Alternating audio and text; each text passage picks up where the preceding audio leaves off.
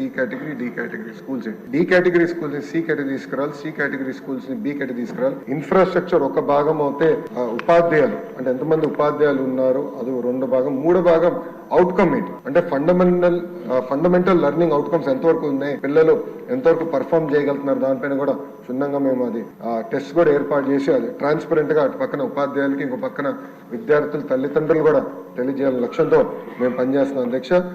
ఈ సభాముఖంగా గౌరవ సభ్యులు కూడా నేను కోరుతున్నా అధ్యక్ష, డిసెంబర్ మొదటి వారంలో మెగా పీటీఎం ఏర్పాటు చేస్తున్నాం.